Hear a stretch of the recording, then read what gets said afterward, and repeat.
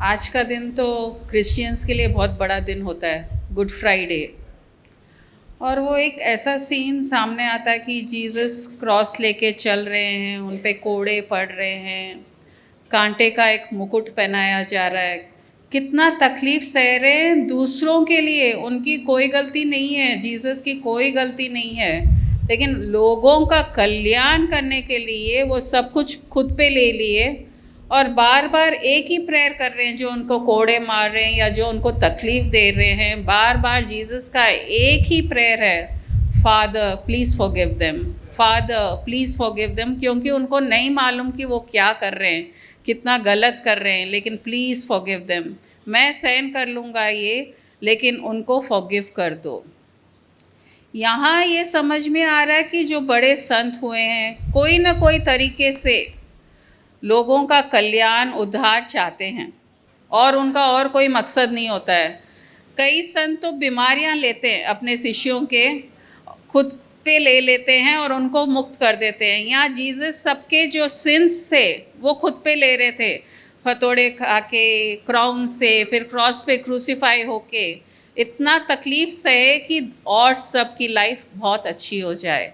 और जब Easter Sunday आता है तो वापस ये शरीर से उन्हें मुक्ति मिल जाती है, लेकिन वो कॉन्शियसनेस के रूप में सबके सामने आते हैं और सेलिब्रेशन मोड हो जाता है। तो लाइफ भी ऐसा ही है। वो हमको एक ही लेसन देना चाह रहे हैं कि सामने वाले को माफ़ कर दो, सामने वाले को माफ़ कर दो, सामने वाले को जो भी तकलीफ़ दे रहा है उसे माफ़ कर दो, क्योंकि यही सबसे बड़ी रुकावट है हमारी खुशी में। हमारे जो हम प्यार बांटना चाह रहे हैं, जो खुशी बांटना चाह रहे हैं, दूसरों के जो एक्शंस है ना, वो हमको नेगेटिव लगता है, हम उनको बुरा भला सोचते हैं, उनके लिए बुरा भला कहते हैं, और जो खुशी और प्यार है वो वहीं रुक जाती है। तो बार बार वो यही कहना चाहते हैं कि माफ़ करो, माफ़ करो, माफ़ करो, तभी तो उस प्यार में, उसमें आगे जा सकोगे और वो कॉन्शियसनेस लेवल में तुम पहुंच पाओगे। और अभी हमारा जो ट्रिप था, अभी हम लोग कल ही आए हैं, नागालैंड और मणिपुर जाके, लोग जाते ही नहीं हैं उधर। सबसे पहले डरते हैं कि कहाँ किडनैप हो जाएंगे, कहाँ कुछ हो जाएगा वहाँ पे। नागालैंड तो बहुत फेमस है कि लोग डरते हैं। और कई जनों जैसे पूछ रहे थे, अरे नागालैंड क्यों जा रहे हो, वहाँ तो सिर्फ ट्राइब्स है ना, और ट्राइब्स तो हमको ही खा लेंगे या हमारा ही नुकसान कर देंगे। लेकिन गए नागालैंड, इतना सुंदर जगह, और वहाँ क्रिश्चियनिटी ही मैक्सिमम है। रोड पे जा रहे हैं, कोहिमा जो उनका कैपिटल है, हर गली में 3-4 शॉप्स, कॉफिन्स, कॉफिन मतलब जिसमें लिटाया जाता है मरने के बाद, हम तो जलाते हैं, क्रिश्चियनिटी में उनको वो बॉक्स में डाल के फिर गाड़ते हैं। अरे ये चीज़ नया है, क्योंकि यहाँ पे कल्चर नहीं है बॉडी को जलाने का मरने के बाद। तो हर जगह छोटे छोटे साइज़ के भी इतने सुंदर कॉफिन्स कि अगर तुमको विदा भी करना है, ये शरीर छोड़ने के बाद, हम इतना अच्छा सुंदर विदा करेंगे बिना तकलीफ़ दिए, बॉक्स को अच्छा डेकोरेट करके धरती माँ के अंदर आपको समा देंगे। इतना अच्छा लग रहा था कि वो सीन, और जो वहाँ के लोग थे इतने हम्बल, इतने प्यारे, कुछ भी कहो हाँ हम कर देंगे, हाँ हम कर देंगे। जहाँ हमारा इम्प्रेशन था डर के जाने का, वहाँ ऐसा लगा कि ये लोग तो इतने हम्बल, क्रिश्चियनिटी का जो मोटो जो जीसस सिखाए हैं वो हमको एक्चुअल में देखने को मिला। हम लोग वहाँ एक वॉर मेमोरियल में भी गए थे, और उस दिन बहुत स्पेशल ओकेजन था, हमको नहीं मालूम था, हम तो ऐसे ही चले गए। वहाँ पद्मवीर चक्र वालों को, महावीर चक्र वाले जो डेथ हो गई उनके फैमिली मेम्बर्स को एक सम्मान करने का था। और 8-10 गाड़ियाँ, पूरे बड़े वाली गाड़ियाँ, मस्त डेकोरेटेड, पूरे आर्मी पर्सनल, उसमें एक एक स्टेट के 7 सिस्टर्स के ऐसे लाइन से आ रहे थे, और साइड से पूरे एनसीसी बच्चे खड़े हुए हैं। और हम लोग जाके मिले, बोले नहीं आप लोग जा सकते हैं। हम सोचे हमको रोक देंगे, ये फंक्शन में जाने नहीं देंगे। ऊपर वॉर सिमेट्री था जहाँ जापानीज सोल्जर्स मर गए थे, उनकी सिमेट्री थी। नहीं आप जाइए, आप ये देखने आए हैं ना, आप जाइए, हमको कोई प्रॉब्लम नहीं है। इतना अच्छा लगा कि फिर वो लोग रिक्वेस्ट करे, नहीं गुरुजी की गाड़ी जानी चाहिए। गुरुजी की गाड़ी है, अरे गुरुजी को जानते नहीं, कुछ नहीं, अच्छा आपकी गुरुजी की गाड़ी है, हाँ हाँ हम अलाउ कर देंगे। एक छोटा रिक्वेस्ट और वो ऊपर तक जाने दिए। फिर हमने वहाँ पे सबके साथ सीटीसी प्रेस का भी रिक्वेस्ट किया था, अच्छा लगेगा नहीं लगेगा, इतने लोग थे तो बोले हाँ हम पक्का कराएंगे, लेकिन पहले हमारे जो फॉर्मेलिटीज़ है, हम जो आज इकट्ठा हुए हैं इधर, वो होने दीजिए, फिर आप सीटीसी प्रेस कराइए। तो हम वहाँ बैठ गए, वो एंजॉय करे, और फिर हमारे सीटीसी प्रेस सब मिल के इतना अच्छा से करे। तो ऐसा लगा जो आर्मी के भी जो पर्सनल थे वहाँ पे हमको इतना रिस्पेक्ट दे रहे थे, अच्छा गुरुजी हैं क्या, अच्छा आप लोग यहाँ बैठ जाइए। नहीं तो ये माइंड में थॉट आता है कि डर लगता है इनसे कुछ पूछे नहीं पूछे। तो जो क्रिश्चियनिटी का आज जो जीसस क्राइस्ट का दिन जो उन्होंने चाहा था, इतना हम्बलनेस और इतना एक लव रेस्पेक्ट कि आपके गुरु हैं तो हमारे लिए, जैसे हमारे लिए जीसस है वैसे वो गुरु हैं। और क्रिश्चियंस का भी हर क्रिश्चियन क्रॉस रखता है अपने गले में, कोई ना कोई फॉर्म में क्रॉस रखता है। और ऐसा देखो तो वो तो डेथ का सिग्नल है ना, क्योंकि जीसस को क्रूसीफाई करे, लेकिन उनको लगता है ये हमारा प्रोटेक्शन का सिंबल है। तो हर कोई जीसस का क्रॉस पहनता ही पहनता है, कोई भी क्रिश्चियन हो वो पहनता है कि हाँ जीसस मेरे साथ है, मेरे को प्रोटेक्ट करेंगे।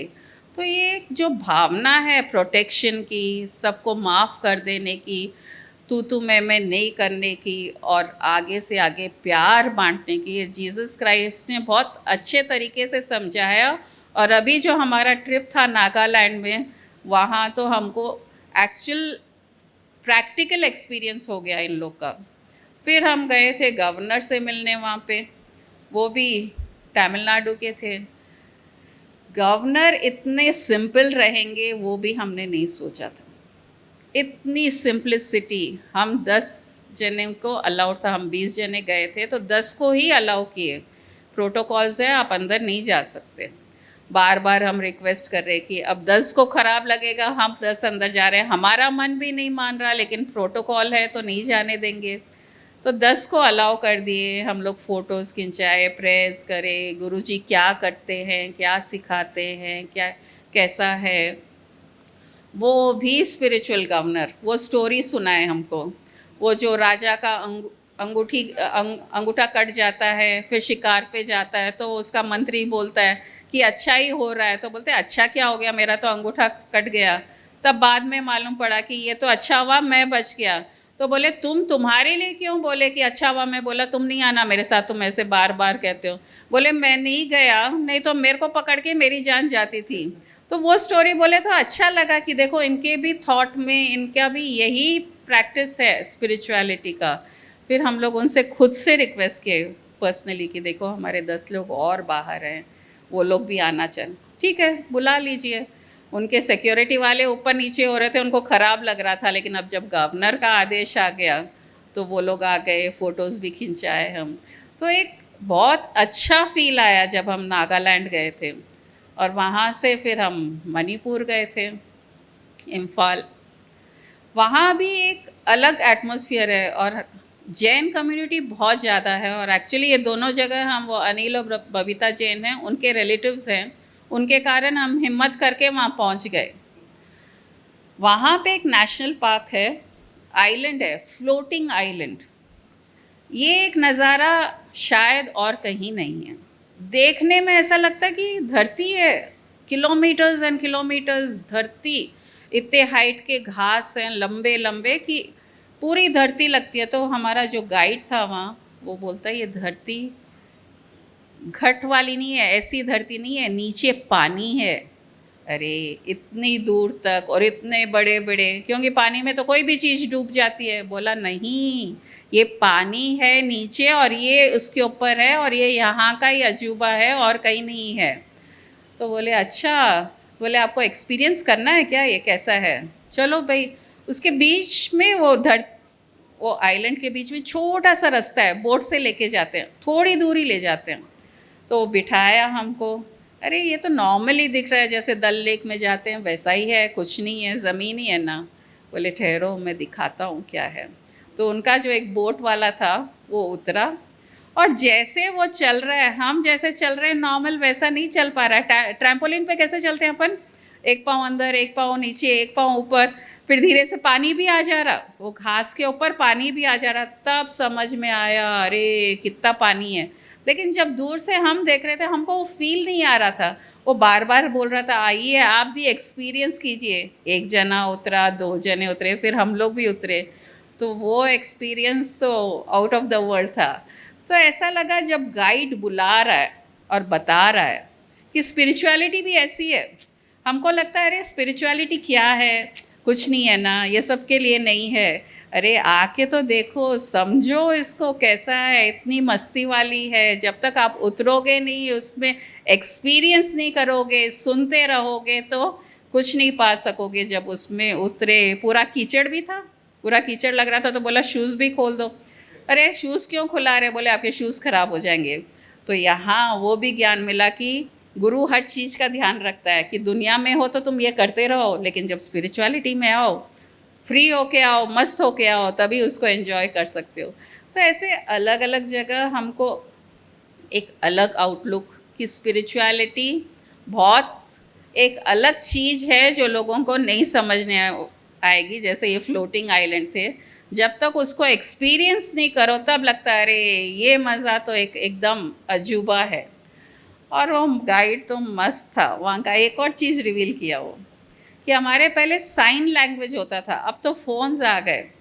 अब मेरे को जैसे शादी करनी है कोई लड़की से, यंग था वो, तो कैसे इजहार करें, तो बोलते हैं जिस लड़की को मैं प्रपोज करता हूँ इशारे से, तो वो अगर राइट कान पे फूल रखती है, राइट कान पे अगर एक फूल रखती है, तो इसका मतलब आई एक्सेप्ट यू। अच्छा, फिर अगर वो लेफ्ट कान पे फूल रखती है, तुम्हारा दिया हुआ, लड़के का दिया हुआ फूल, वहाँ पे कोई छोटे फूल होते हैं, इतने छोटे छोटे थे वहाँ के, वो लव फ्लावर्स बोलते हैं वो लोग, अगर वो लेफ्ट कान पे रखी है तो दोनों बात है, यस और नो, सोचूंगी बताऊंगी। और अगर नीचे फेंक के उसको तहस नहस कर देती है, नो चांस एट ऑल। अरे कितना अच्छा एक छोटा सा स्टोरी भी बना दिया इसमें कि लाइफ भी ऐसे ही है। अगर आपको कोई पसंद है तो उसका इशारा कर दो, अगर नहीं हाँ ना है तो उसका दूसरा इशारा कर दो, और अगर तुम्हारे लाइफ में उसके कारण प्रॉब्लम आ सकता है उसको तो बोल ही दो, जा भाई टाटा बाय बाय, मुझे नहीं चाहिए ऐसा।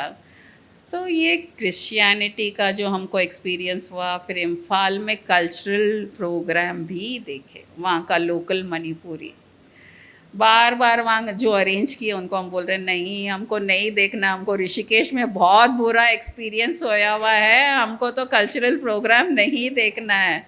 और वो बोल रहे नहीं हम तो दिखाएंगे। अरे ठीक है भाई दिखा देना, 5 मिनट का 10 मिनट का, लंबा 1 घंटा तो करना ही नहीं। वो टस से मस नहीं हो रहे हैं, बोले नहीं मैं तो दिखाऊंगा। बोले हम लोग का बहुत बुरा एक्सपीरियंस हुआ है, प्लीज़ हमको नहीं चाहिए कल्चरल। बोले नहीं मैं तो कराऊंगा। और जब एक्चुअल में हुआ वो program, it was only spirituality. इतने मेडिटेटिव पोजेस, इतना सुंदर तरीके से उन्होंने बताया, अलग अलग सीन्स। वहाँ एंड में एक सीन ऐसा था, 8-10 जेंट्स 8-10 लेडीज़ डांस कर रहे हैं अलग अलग मुद्राएं में। एंड में रस्सी का गेम शुरू हुआ, एक्चुअल रस्सी नहीं है, जेंट्स पूरे एक तरफ खींच रहे हैं, रस्सी नहीं है, लेकिन एक्शन इतना ब्यूटीफुल कि रस्सी खींची जा रही है और लेडीज़ उनके तरफ खींचे जा रहे हैं। फिर 2 मिनट टग ऑफ वॉर के जैसे जो अपन खेलते हैं ना, जैसे समुद्र मंथन में कभी देवता इधर खींच रहे हैं तो कभी राक्षस उधर, तो यहाँ लेडीज़ और जेंट्स का था। तो जेंट्स धीरे धीरे उनको खींच रहे हैं, एक्शन इतना ब्यूटीफुल कि रस्सी एक्चुअल में है और वो खींचे जा रहे हैं। 2 मिनट के बाद वो लेडीज़ जो खींचना शुरू करी वो बाहर निकल गई, और लास्ट में जो आदमी था, वो रस्सी जैसे खींचा जा रहा था, कोई रोकता है ना कि अरे रोको रोको, दूसरे आदमी का पैर पकड़ के रुक जा अपन वापस इधर आओ जा, लेकिन लेडीज स्ट्रांग निकल के पूरे उनको लेके चली जाती है। तो अपना जो वहाँ यही ज्ञान हुआ कि इंटेलेक्ट भी थोड़े देर तक भावना को खींच सकता है, लेकिन एंड में इंटेलेक्ट को भावना के प्रति सरेंडर होना ही पड़ता है। इतना ब्यूटीफुली वो लोग डिपिक्ट करे थे, टू गुड था। तो ऐसा लगा हर जगह, हर स्टेट में कहीं ना कहीं स्पिरिचुअलिटी बहुत डीप रूटेड है। और जब हम जाते हैं वहाँ के लोकल लोगों के साथ रहते हैं, मिलते हैं, लोकल खाना भी हम खाए वहाँ का, टिपिकल अपना जो अपने को तेलुगु खाना, तमिल खाना, सापड़ जो मिलता है, सेम राइस, 3-4 सब्जियाँ, उनका तरीका खिलाने का, केले के पत्ते में, फिर केले के पत्ते की कटोरी इतने सुंदर दिख रहे थे बोट शेप में, उसमें सब्जियाँ, उसमें से निकल भी नहीं रही है, टिक गई। तो हर कोई जैसा जो एटमॉस्फेयर मिला उसमें एडजस्ट हो गए। तो हमको भी जो गुरुजी और स्वामी जी यही बताते हैं कि एक्सेप्ट कर लो ना, जो सिचुएशन है जैसा है उसको एक्सेप्ट करते ही हर चीज़ हम एंजॉय कर सकते हैं। मेरा तो दिमाग सुन है, अभी कुछ थॉट ही नहीं आ रहे हैं, इसलिए मैंने कहा था गुरु माँ को आपको जितना बोलना है बोल लेना। अरे वहाँ पे तो हाँ बोल देती हूँ, एक और याद आया, एक विलेज लेके जा रहे थे, वो बोल रहे हैं वहाँ 120 साल के, 130 साल के लोग भी रह रहे हैं। हम लोग वो विलेज पहुँचे लेकिन इतनी बारिश थी कि उनसे नहीं मिल पाए। तो वो लोग, और संडे था उस दिन, तो सब चर्च गए हुए थे। संडे ऐसा लगा नागालैंड में कोई काम ही नहीं करता है। वो बोले होटल्स खुले नहीं रहेंगे, आपको चाय भी कहीं नहीं मिलेगी, एक आदमी हमको बाहर नहीं दिखा। Sunday is family time for them. तो ये कॉन्सेप्ट भी बहुत अच्छा लगा कि जो जो हम बात कर रहे हैं वो हम प्रैक्टिकली देख पा रहे थे उधर। और इतनी लॉन्ग लाइफ, मतलब खुश हैं, पीसफुल हैं, हर चीज़ है, तभी इतनी लॉन्ग लाइफ भी हो सकती है।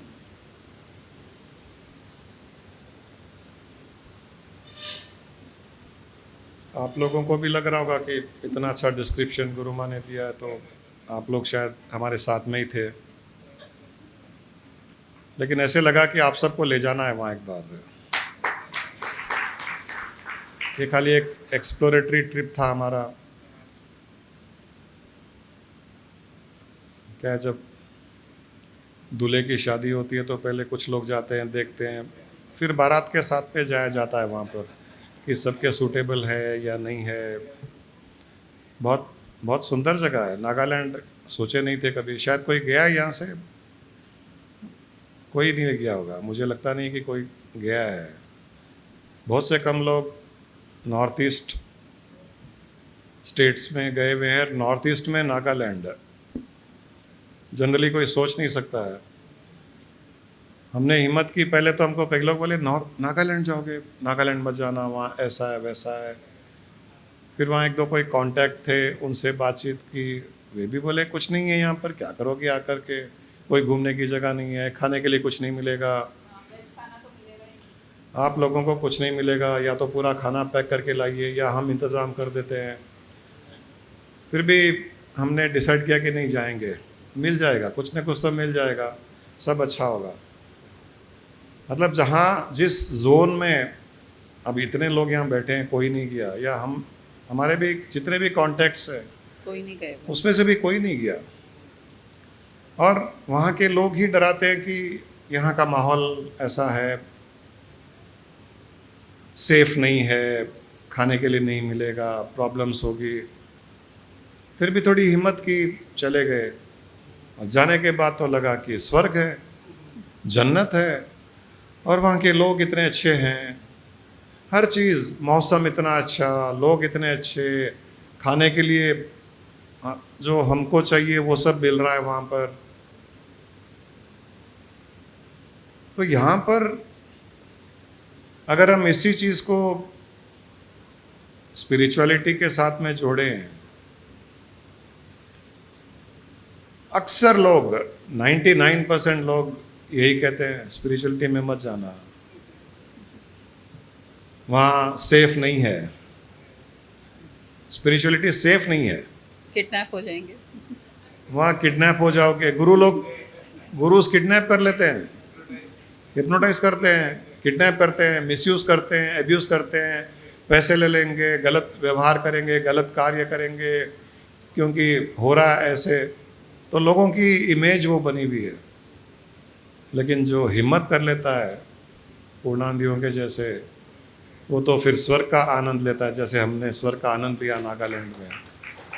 वो थोड़ी हिम्मत करने की आवश्यकता है, एक एक स्टेप फॉरवर्ड लेने की ज़रूरत है। वो अभी जो गुरु माँ ने इतना कुछ कहा ट्रिप के बारे में, तो इतना हम क्यों बात कर रहे हैं, ट्रिप की क्या क्यों बात कर रहे हैं? केवल एक ही एस्पेक्ट है जो बहुत स्ट्राइक किया है, और वो है अच्छा व्यवहार। नागालैंड हो, मणिपुर हो, इम्फाल हो, कोहिमा हो, जहाँ भी गए वहाँ के लोगों का इतना अच्छा व्यवहार रहा, वो लुभाया है।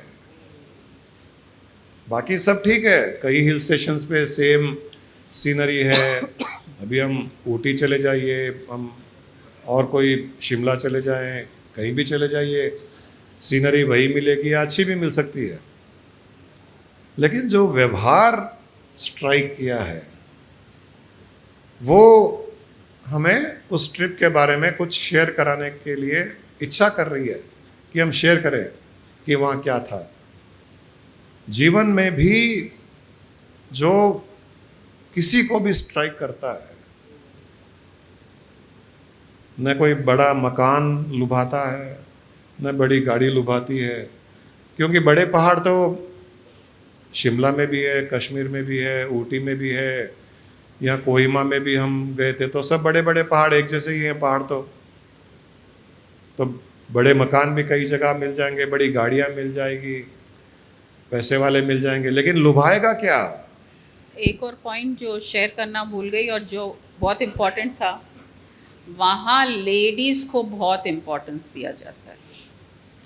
पूरे बाज़ार है, हर डिस्ट्रिक्ट, हर गांव और हर सिटी में एक पूरा बाज़ार, only ladies can run that बाज़ार। ईमा बाज़ार बोलते हैं वहाँ इम्फाल में, तो पूरे एक अलग है। बोले ये इम्फा मार्केट है यहाँ का, ईमा मार्केट। यहाँ खाली लेडीज़ ही बैठ के अपनी दुकान चला सकते हैं, जेंट्स को अलाउड ही नहीं है। और इतना बड़ा, ये नहीं कि 2-3 दुकानें हैं लेडीज़, पूरे एक पूरा हॉल के जैसे बड़े 3-4 बिल्डिंग्स। और जब हम वहाँ गए देखने के लिए कि एक्चुअली डिमार्केशन भी नहीं है कि अलग अलग स्टॉल है, उसका वॉल बना हुआ है, बस एक का इधर सामान है, एक का इधर सामान है और एक का इधर सामान है, और सबके रेट्स भी एक ही।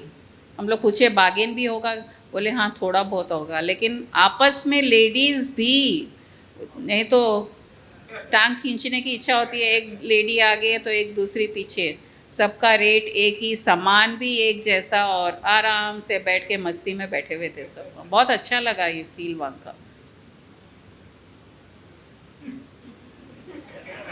एक और चीज़ बोल दूँ, हाँ एक और स्पेशलिटी वहाँ की, वहाँ 8 बजे के बाद रात को 6 बजे तो बाज़ार बंद ही हो जाता है, 5-6 बजे, और 7 और 8 के बाद तो खाना चाय कुछ नहीं मिलेगा, सब बंद, दुकानें नहीं, रेस्टोरेंट्स नहीं। और जिस होटल में हम ठहरते हैं वो भी बोलता है 8 साढ़े 8 क्लोज़, हम तो जा रहे हैं, आपको जो खाना है खा लो, नहीं तो हम तो जाते हैं। तो वो भी हम प्रिपेयर्ड होके गए, तो हम रेडी थे, नहीं तो भूखे रह जाओ। वो बोलते हैं हमको कोई प्रॉब्लम नहीं है, नेक्स्ट डे सुबह आपको दे देंगे जो चाहिए।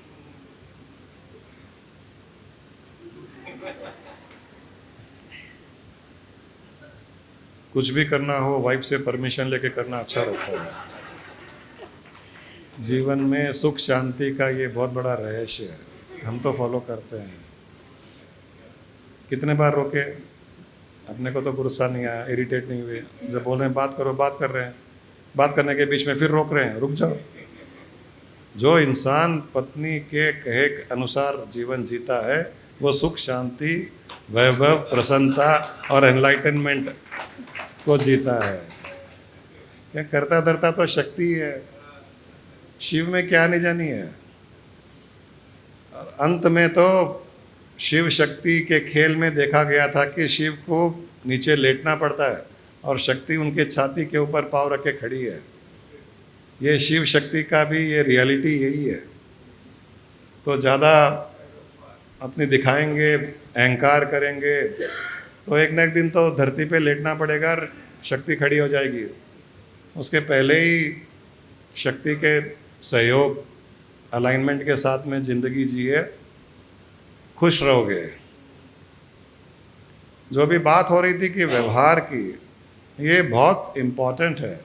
हमको जो चीज़ ट्राई करी वो यही थी कि वहाँ के लोग कितने सिंपल, हम्बल, कंपैशनेट, हेल्प करने के लिए तैयार।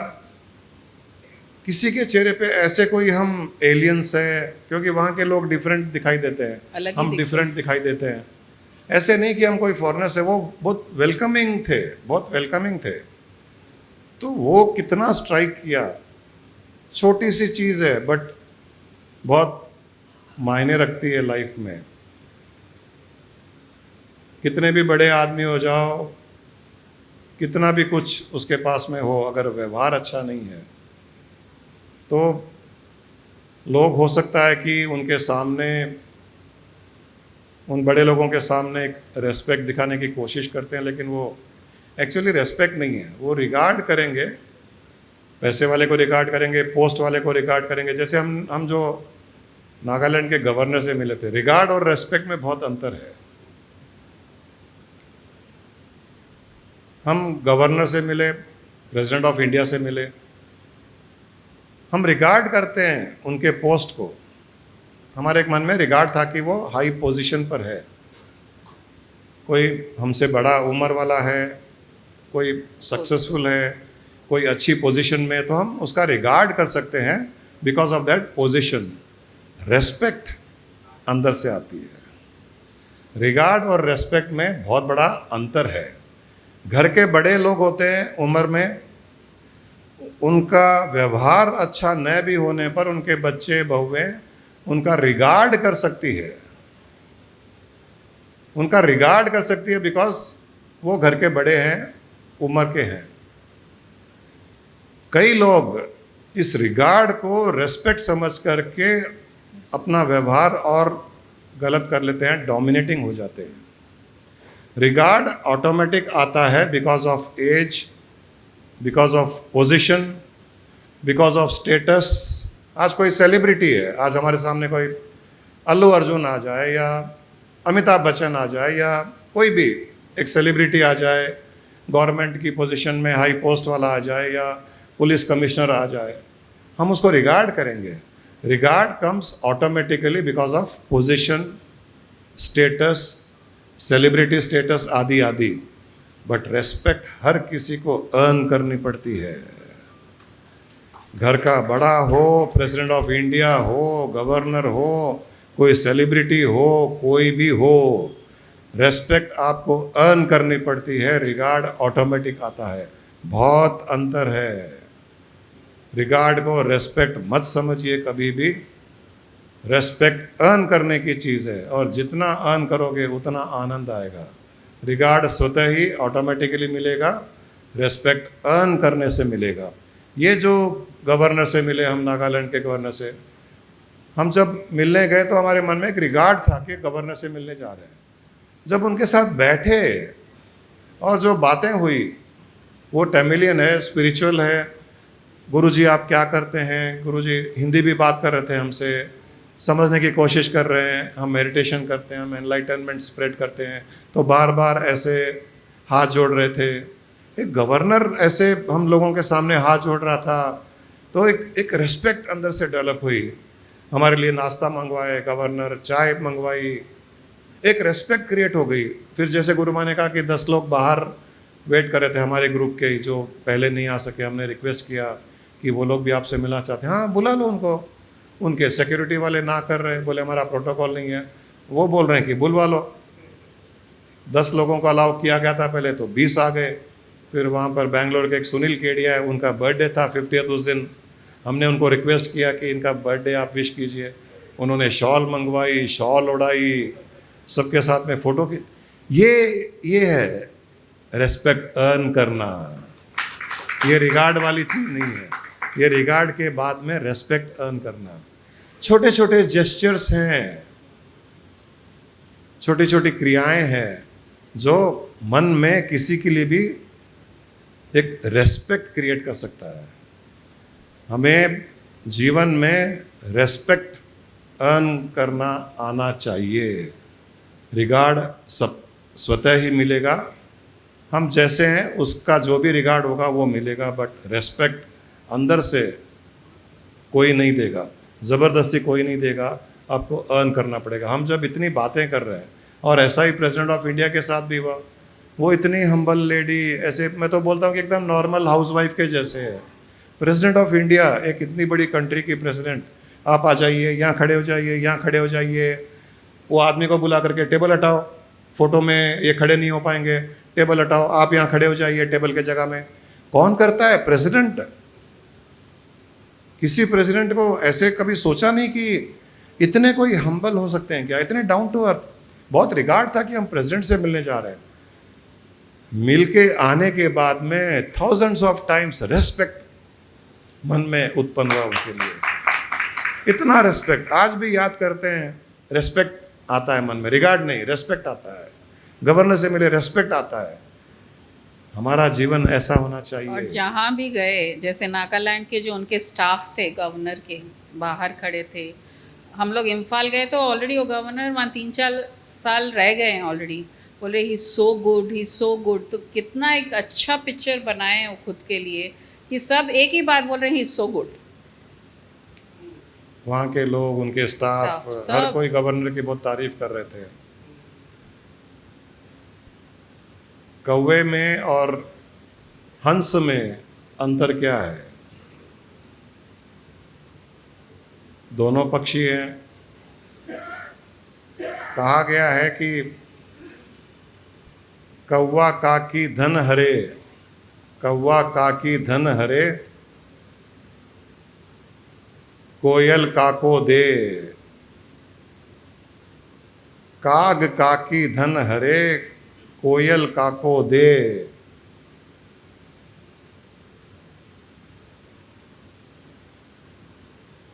कि जब कौवा आता है तो उसको हम काव काव करता है तो उसको भगा देते हैं। क्यों भगाते हैं? किसी का धन हर लिया क्या उसने, कहीं चोरी की, किसी का कुछ लेकर के गया, कुछ नहीं किया, लेकिन उसकी वाणी काव काव काव वो हमको पसंद नहीं आती है। काग काक को धन हरे, कि किसका धन हरा, कि उसको भगा दिया जाता है। और कोयल, कोयल ने किसको क्या दिया? कोयल काको दे, उसने क्या हमको धन दिया, पैसे दिए, प्रॉस्पेरिटी दी, हेल्थ दी, ब्लेसिंग्स दी। उसने क्या दिया हमको कि कोयल की आवाज़ हम सुन रहे हैं, अच्छा लग रहा है। अगर कोयल आके बैठ जाती है और अपनी मधुर वाणी में कुछ बोलती है, हम उसको उड़ाते नहीं हैं वहाँ से। और वही कौवा आके बैठ जाता है, हम उसको उड़ा देते हैं। कौवे ने किसी का धन हरा नहीं, कोयल ने किसी को धन दिया नहीं। मीठी वाणी बोलकर कर लिया जग को अपने वश में। कोयल ने केवल और केवल मीठी वाणी से जग को वश में किया है। न कौवे ने किसी का धन हरा, न कोयल ने किसी को धन दिया। फिर भी कोयल की आवाज़ सुनने के लिए हम तरसते हैं और कौवे को उड़ा देते हैं। व्यवहार कितना इम्पोर्टेंट है जीवन में, मीठी वाणी कितनी इम्पोर्टेंट है, किसके सामने हम कितना मीठा बात कर रहे हैं, कितना अच्छा से बात कर रहे हैं, कितना हम वेलकमिंग है उसके लिए, हम कितना कंपैशन शो कर रहे हैं, उसको सर्व करने की कोशिश कर रहे हैं, उसको कितना इम्पोर्टेंट हम बताने की कोशिश कर रहे हैं कि तुम कितने इम्पोर्टेंट हो। कोई किसी का लेता देता कुछ नहीं है, न कोई किसी का ले जाएगा। आज अगर हम किसी को अच्छे से बात करें, व्यवहार से बात करें, मीठी वाणी से बोलें, कौन सा हमारा धन छीन लेगा? वो कौन धन छीन लेगा हमारा? कौन हमारा क्या ले जाएगा? लेकिन एक चीज़ ले जाएगा, हमारे अच्छे इंप्रेशंस ले जाएगा, हमारे लिए मन में रेस्पेक्ट ले जाएगा। और वही कर्कश आवाज़ में हम डिस्कार्ड करते हुए हम किसी को कुछ बुरा भला कहें, रेस्पेक्ट न दें, वेलकमिंग न करें, तो वो मन में एक डिसरेस्पेक्ट लेकर के जाएगा। जीवन में व्यवहार बहुत इम्पॉर्टेंट है। स्पिरिचुअल इवोल्यूशन हो, संसारिक कोई भी कार्य में सक्सेस पाना हो, वो बिजनेस हो, प्रोफेशन हो, फैमिली हार्मनी के लिए, अच्छी पेरेंटिंग के लिए, बच्चों की अपब्रिंगिंगनेस के लिए, हर जगह मधुर वाणी और एक अच्छा व्यवहार, ये बहुत इम्पोर्टेंट है। कितने हम्बल है हम। जब हनुमान जी सीता मैया का वो पता लेकर के वापस आए राम के पास में, तो राम बहुत भाव विभोर हो गए थे। भगवान राम, हनुमान ने सीता का पता लगाया कि वो लंका में है। आकर के उन्होंने कहा कि हे राम, मुझे सीता मैया का पता लग गया। तो भगवान राम बहुत भाव विभोर हो गए। उन्होंने कहा कि हनुमान, अभी मेरे मन में तुम्हारे प्रति इतना प्रेम,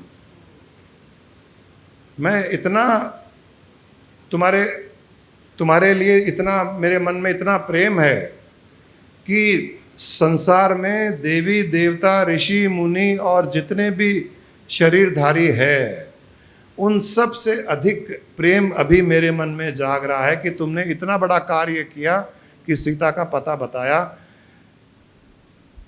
मेरी आंखों में तुम्हारे सामने झुकने की इच्छा कर रही है, लेकिन मैं नहीं झुक पा रहा हूं। मुझे लग रहा है कि शायद तुम्हें वो बुरा लगेगा, इसलिए मैं झुक नहीं पा रहा हूं, वरना मेरी इच्छा कर रही है कि तुम्हारे चरणों में झुकूं। ये भगवान राम के शब्द हनुमान के लिए। एक इतने बड़े एक भगवान जो आदर्श पुरुष, सारी सृष्टि की रचना रचने वाले, ऐसा नहीं है कि उनको पता नहीं था कि सीता कहाँ है, ऐसा नहीं है कि उनका ही ये खेल नहीं था, हर चीज़ उनका ही था। और उनको तो पता ही था कि सीता कहाँ है, उनको पता था कि असली सीता कहाँ है, नकली सीता कहाँ है, उनको तो पता था। ये तो सीता और राम का खेल था। फिर भी उनकी वाणी में जो मधुर था, हनुमान को पता नहीं है। हनुमान को पता नहीं है कि राम को पता है कि सीता कहाँ है। हनुमान ने सोचा कि ये मैंने पता लगाया और मैंने राम को बताया। राम को पता है कि सीता कहाँ है, राम को पता है हनुमान गया था, राम को सब पता है। असली सीता अग्निदेव के गोदी में है, नकली सीता रावण के लंका में है, सब राम को पता है। लेकिन राम ने जो रिएक्ट किया, ओह हनुमान, तुमने सीता का पता लगा लिया। ओ हनुमान, सृष्टि में जितने भी शरीरधारी हैं, देवी देवता ऋषि मुनि आदि, आज उनसे अधिक प्रेम मेरे मन में तुम्हारे लिए है। तुमने इतना बड़ा कार्य किया। ये राम की वाणी। गदगद हो गया हनुमान भी। अब हनुमान की बारी। हनुमान ने कहा कि हे राम, मैं तो बंदर जाति का हूँ, और बंदर में एक अभिमान होता है कि एक पेड़ की डाली से दूसरे पेड़ की डाली पर वो कूद पाता है, वो जंप करता है। वो मेरी प्रवृत्ति है, मेरी नेचर में है। मैं बंदर जाति का होकर के मैं एक पेड़ से दूसरे पेड़ तक कूद पाता हूँ, लेकिन बंदर जाति का होकर के मैं समुद्र लांघ नहीं सकता। राम, ये सब आपका किया हुआ है, आप मुझे चढ़ाइए मत। मुझे पता है मैं उछल कूद करता हूँ, वो मेरा स्वभाव है, लेकिन उछल कूद करने का अर्थ नहीं है कि मैं समुद्र लांघ सकूं और लंका पहुंच सकूं। और लंका पहुंचने के पश्चात वहाँ अशोक वाटिका को मैं उसका नाश कर सकूं, मैं लंका को जला करके आऊं, रावण को मैं कुछ हरा करके आऊं, उसको बुरा भला कह करके आऊं। ये सब राम मेरे वश में नहीं है, ये मुझे पता है अच्छी तरह। अगर आपका हाथ मेरे सिर पर नहीं होता तो मैं ये कुछ नहीं कर सकता। मैं केवल एक पेड़ की डाली से दूसरे पेड़ की डाली पर कूद पाता। ये सब आपका किया हुआ है राम। जिसके सिर पर राम का हाथ हो वो संसार समुद्र भी आसानी से लांघ पाता है राम।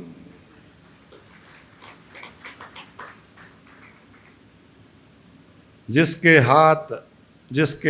राम का हाथ किसी के सिर पर हो, वो लंका को जलाकर आ सकता है, वो अशोक वाटिका का नाश कर सकता है, राक्षसों को मार सकता है। यहाँ पर हनुमान कुछ ज्ञान भी देना चाह रहे थे। ज्ञान ये था कि जो समुद्र लांघा है, उसका कहना यही था कि जब ईश्वर का साथ हो या कोई गुरु का साथ हो तो वो इंसान, मन तो बंदर रूपी है, मन का कार्य है उछल कूद करना, लेकिन वो थोड़ा बहुत उछल कूद कर सकता है, मन ज़्यादा उछल नहीं पाएगा। मन उसका स्वभाव है, उसकी प्रवृत्ति है उछल कूद करना, कभी एक विषय पर, कभी दूसरे विषय पर, दूसरे विषय से तीसरे विषय पर, लेकिन स्टेबल रहना उसकी प्रवृत्ति में नहीं है। तो यहाँ पर हनुमान ने ये कहा कि उछल कूद करने वाला बंदर भी अगर समुद्र लांघ सकता है, वैसे ही अगर जीवन में गुरु का साथ हो तो इस मायावी रूपी के समुद्र को लांघना बहुत आसान हो जाता है। गुरु का हाथ अगर सिर पर हो तो ये समुद्र भी कुछ नहीं है लांघने के लिए। यहाँ से जय श्री राम कहा और सीधा लंका में लैंड किया। वो उसके वश में नहीं है, वो तो बंदर को भी पता है, हमको भी पता है कि हम यहाँ से टेक ऑफ किए और सीधा ब्रह्म में लैंड किए, ये हमारे वश की बात नहीं है, ये हमारे मन का कार्य नहीं है, ये तो गुरु का साथ है, गुरु का हाथ है सिर के ऊपर, तो हम वहाँ लैंड कर सकते हैं। क्योंकि वो इसलिए कि राम सर्वव्यापक है।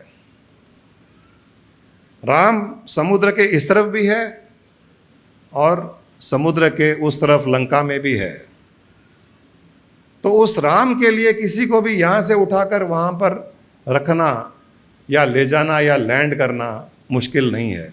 वैसे ही गुरु और गुरु तत्व सर्वव्यापक होता है, तो हमको यहाँ से उठाकर उस ब्रह्म में लैंड कराना उसके लिए कोई मुश्किल नहीं है, क्योंकि वो तो ऑलरेडी वहाँ है, वो तो ऑलरेडी वहाँ है, उसको क्या दिक्कत है उठा करके लाने में। और हनुमान ने जो कहा कि मैं सक्षम ही नहीं हूँ राक्षसों को मारने के लिए, मुझ में इतनी ताकत नहीं है, मैं सक्षम नहीं हूँ, न मैं अशोक वाटिका का नाश कर सकता हूँ, न लंकापति को हरा सकता हूँ, ये मेरे वश की बात नहीं है। इसका अर्थ ये भी है कि जो मन में राक्षस है, मन में नेगेटिव रूपी जो राक्षस हैं, या मन में जो लुभाने वाली अशोक वाटिकाएं हैं, जिसका अर्थ है कि संसार में जो अट्रैक्शन है, हमारी इंद्रियां हमारे विषयों को इतना अट्रैक्ट करती है, हमारे विषय इंद्रियों को अट्रैक्ट करते हैं, वो अशोक वाटिका में बहुत सुंदर अशोक वाटिका है। तो मन में अशोक वाटिका भी है और मन में राक्षस भी है, negative, jealousy, enmity, depression, disappointment, ये राक्षस भी है, और इंद्रियों को लुभाने वाले अशोक वाटिकाएं भी है। इन दोनों का नाश हे राम केवल और केवल आपकी कृपा के कारण ही संभव हुआ है। वैसे ही हमारे मन में इनका नाश केवल और केवल गुरु कृपा के द्वारा ही संभव है। हम सक्षम नहीं है, हम सक्षम नहीं है। इसीलिए जो गुरु माँ ने भी कहा कि हम जो फ्लोटिंग आइलैंड गए थे, आप बिलीव नहीं करोगे, उस सीन को देखोगे, मतलब अगर हम यहाँ बिरला मंदिर जो पहाड़ है वहाँ खड़े हो जाएं और जितनी दूर तक हैदराबाद सिकंदराबाद दिखाई दे, उतनी दूर तक वो लैंड है, प्लेन लैंड, उतनी दूर तक। ये फ्लोटिंग आइलैंड मतलब ऐसा नहीं है कि ये अवर पैलेस के जितना है, मतलब टैंक बंड के पीछे सिकंदराबाद, मलकपेट, मारडपल्ली और हैदराबाद देखेंगे तो चारमीनार से आगे भी उतना का उतना बड़ा लैंड दिखाई दे रहा है जिसका कोई अंत नहीं। हमने पूछा फ्लोटिंग आइलैंड कहाँ है, बोले ये सारा का सारा फ्लोटिंग आइलैंड है, मतलब इसके नीचे पानी है। विश्वास नहीं हुआ, जब हम ऊपर से देख रहे थे तो विश्वास नहीं हुआ, क्योंकि उसमें वो झाड़ियाँ पौधे सब उगे हुए थे, 5-5, 6-6 फीट जंगली झाड़ियाँ। तो फ्लोटिंग आइलैंड में झाड़ियाँ कैसे उगेगी? वो ऐसा बनाया हुआ है, वो फ्लोटिंग आइलैंड ऐसे बन गया नेचुरली कि वो वीड्स, पेड़ के वो उनके रूट्स, थोड़ा सॉइल मिल करके ऐसे पूरा जाल बन गया और पानी के ऊपर। तो हमने सोचा कि चलो इसके ऊपर अगर चलेंगे भी तो भी जैसे हम ज़मीन पे चलते हैं वही एहसास होगा। लेकिन जब उसके ऊपर चले तो एक पाँव ऐसे रखे तो पाँव नीचे चला गया, दूसरा पाँव ऊपर उठ गया, इस पाँव को चला रहे हैं तो ये पाँव नीचे हो गया, ये पाँव, ये कैसे पॉसिबल है? It is appearing to be land, solid land, but जब चल रहे हैं तो ये ऊपर नीचे हो रहा है। हम वीडियो भी लिए, कुछ पोस्ट करेंगे ग्रुप्स में, आप लोग देखोगे कि उस पर जंप कर रहे हैं, उछल रहे हैं और ऐसे ऐसे उछल रहे हैं। ये हम लोगों को वहीं लगा कि स्पिरिचुअलिटी ऐसी ही है। लोग सोचते हैं कि क्या है, जैसे संसार है वैसे स्पिरिचुअलिटी है। हमने सोचा जैसे बाकी लैंड है वैसे ही फ्लोटिंग लैंड है, फ्लोटिंग आइलैंड की लैंड भी वैसी होगी जो बाकी लैंड है, बट नहीं, वो डिफरेंट थी। वहाँ पर जब नीचे उतरे, उसके ऊपर चले, उसके ऊपर उछले, तब पता चला कि ये बहुत डिफरेंट है। वैसे ही स्पिरिचुअलिटी और हमारी नॉर्मल लाइफ दिखने में हो सकता है कई लोगों को सेम लगती होगी, लेकिन नहीं, उसके ऊपर चलने पे पता चलेगा कि ओह ये तो इतनी मज़ेदार है, ये तो जॉयफुल है। और जब साथ में गाइड हो, उंगली पकड़ करके ले जा रहा है, यहाँ चलिए, यहाँ चलिए, यहाँ उछलिए, यहाँ उछलिए, वैसे ही स्पिरिचुअलिटी में एक गुरु हमारी उंगली पकड़ कर ले जा रहा है, बताता है कि यहाँ उछलो, यहाँ उछलो, इसका नज़ारा देखो, उसका नज़ारा देखो। तब जीवन का आनंद, सही में आनंद क्या है वो पता चलता है, वरना पता नहीं चलता है। हर चीज़ दूर से हमको उस चीज़ का उसके नज़दीक आए बिना पता नहीं चल सकता है कि इसकी इंट्रिकेसीज क्या है, इसमें खासियत क्या है, दूर से नहीं पता चलेगी। हमको डूबना पड़ेगा, उतरना पड़ेगा। और ये बुद्धि की चीज़ नहीं है, ये स्पिरिचुअलिटी, आध्यात्मिकता, ये इंटेलेक्ट की चीज़ नहीं है। इंटेलेक्चुअली हम ज्ञान सुनने आते हैं सत्संग में, कई लोग इंटेलेक्चुअली उस ज्ञान को लेकर के वापस चले जाते हैं सत्संग से, लेकिन हमको पता है कई लोग बुद्धि लेके आते हैं और बुद्धि लेके ही जाते हैं। लेकिन फिर भी जब वो आते हैं हर सत्संग में तो पता है एक दिन ये हमारे भावना के बह में बह जाएंगे, हमारी भावना के बहाव में बहेंगे ही बहेंगे। कितनी भी बुद्धि लगा लो, कितना भी अहंकार रख लो। जो गुरु माँ ने वो कल्चरल प्रोग्राम की बात की, 8-10 लेडीज इधर, 8-10 जेंट्स इधर, बीच में वो टग ऑफ वॉर, रस्सी नहीं है लेकिन वो ऐड कर रहे हैं कि रस्सी खींच रहे हैं। तो शुरू में तो वो जेंट्स थोड़े शक्तिशाली हावी हो गए, उन्होंने उधर खींचा, लेडीज़ उनके तरफ जाते गए। बट थोड़ी देर के बाद में जब लेडीज़ ने खींचना शुरू किया तो जेंट्स पीछे जाते गए और वो जाते जाते बाहर चले गए। तो वैसे ही इस आध्यात्मिक मार्ग में भावना का ही जोर रहेगा, भावना की शक्ति रहेगी। डूबना पड़ेगा, बुद्धि को कहीं ना कहीं छोड़ करके भावना के बहाव में बहना पड़ेगा, तब जाकर के असली उसका आनंद आएगा। एक आदमी था, सालों से सत्संग जाता था, लेकिन कोई खास उसको कुछ आनंद की अनुभूति नहीं हुई। तो उसने एक बार अपने गुरु से कहा कि मैं इतने सालों से सत्संग में आ रहा हूँ, मुझे वो ब्लिस, वो आनंद की अनुभूति क्यों नहीं हो रही है? तो गुरु ने कहा कि एक शराब की बोतल मंगाओ। वो शिष्य एकदम पका गया, उसने सोचा कि इनको पता चल गया मैं शराब पीता हूँ।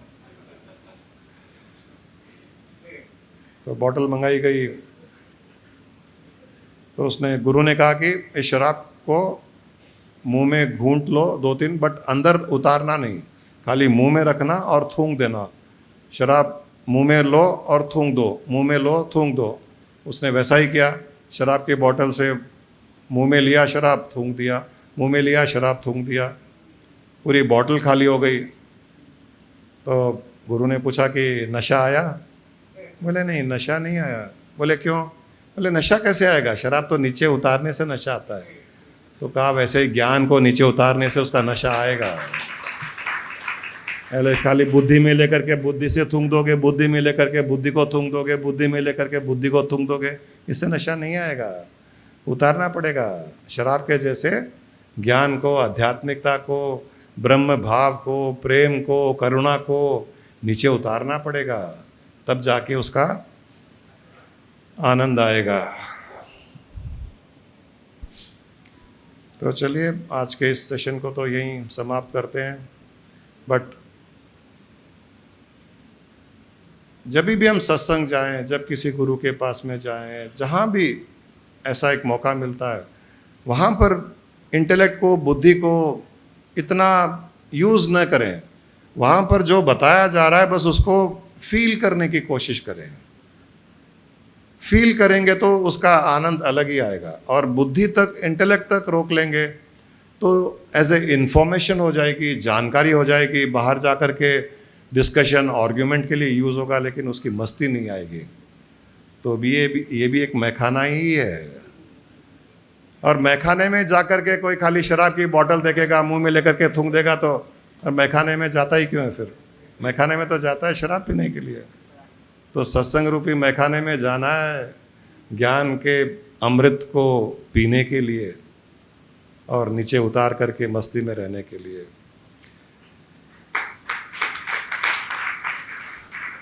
वो मैखाने पर एक गाना है ना, किसी को आता है? देखो हाथ उठ गया, मुझे पता था। हमारे अतुल जी तो एक्सपर्ट है सब। मुझे वो याद, एक शेर याद आ गया, शराब पीने दे मस्जिद में बैठ कर, या वो जगह बता दे जहाँ पर खुदा न हो। एक ही लाइन सुनाऊंगा। पंकज उदास जी की लाइन है, शराब के ऊपर ही है, पूरे गजल उसके शराब के ऊपर ही गाए हुए हैं।